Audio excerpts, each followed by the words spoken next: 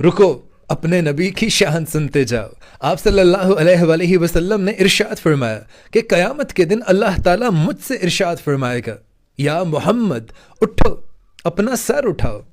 جو تم کہو گے سنا جائے گا، جس کی شفاعت کرو گے قبول کی جائے گی۔ پھر آپ صلی اللہ علیہ وسلم ارشاد فرماتے ہیں کہ اللہ تعالیٰ میرے لیے ایک تعداد مقرر فرمائے گا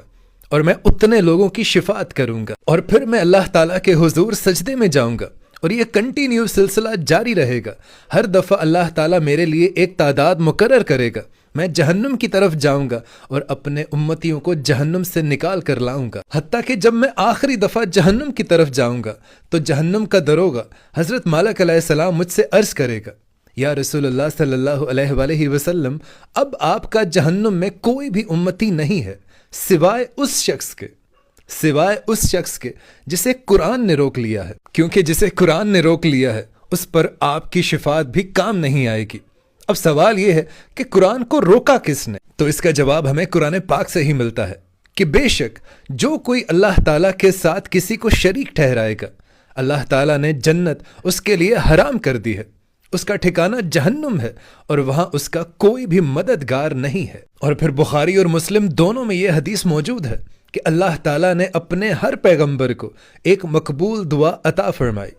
اور ہمارے نبی پاک صلی اللہ علیہ وآلہ وسلم سے پہلے جتنے بھی انبیاء اکرام گزر چکے ہیں ان تمام نے وہ مقبول دعا کا استعمال کر لیا۔ حضرت نوح علیہ السلام نے اپنی امت کے لیے عذاب مانگا تھا، انہیں دے دیا گیا۔ حضرت موسیٰ علیہ السلام نے بھی وہ دعا مانگ لی، لیکن نبی پاک صلی اللہ علیہ وآلہ وسلم نے ارشاد فرمایا کہ میں نے وہ دعا اپنی امت کے لیے سنبھال کر رکھی ہے، اور پھر آپ فرمانے لگے کہ میرے ہر اس امتی کو میری اس دعا سے فائدہ پہنچے گا جس نے اللہ کے ساتھ کسی کو شریک نہ ٹھہرایا ہو۔ اور اس بات کی گارنٹی اللہ تعالیٰ نے آپ کو لا تعداد موقعوں پر دی کہ جو بھی آپ کا امتی شرک نہیں کرے گا، ایک نہ ایک دن اپنے حصے کی سزا کاٹ کر اس کو جنت میں لازمی لا کر کھڑا کروں گا۔ اور پھر اسی سلسلے میں مسلم شریف کی حدیث ہے کہ آپ صلی اللہ علیہ وآلہ وسلم کو شب معراج کے موقع پر اللہ تعالیٰ نے 3 تحفے عطا فرمائے، جن میں پہلا تحفہ یہی تھا کہ اے محمد، اگر آپ کا امتی شرک نہیں کرے گا تو اس کو میں ضرور بخش دوں گا۔ اور دوسرا تحفہ آپ صلی اللہ علیہ وآلہ وسلم کو اللہ تعالیٰ نے شب معراج پر 5 نمازوں کا دیا،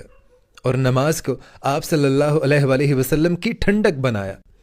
تیسرا تحفہ آپ صلی اللہ علیہ وآلہ وسلم کو اللہ تعالیٰ کی جانب سے سورہ بقرہ کی آخری 2 آیات دی گئیں۔ اب آپ کو بتاؤں کہ دعا کو سنبھال کر رکھنا اتنا آسان نہیں ہے جتنا آپ سمجھ رہے ہیں، جیسے میں نے آپ کو بتایا اور آپ نے سن لیا۔ اب ذرا امیجن کریں،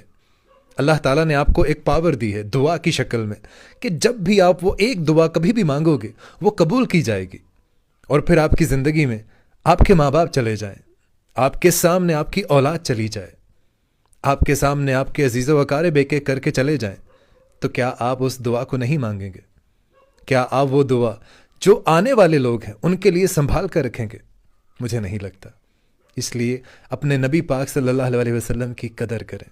ان کے نقش قدم پر چلنے کی کوشش کریں، ان کے بتائے ہوئے طریقوں پر چلنے کی کوشش کریں، کیونکہ انہوں نے اپنی تمام تر زندگی ایک ایک سیکنڈ ہمارے لیے سیکریفائس کیا ہے۔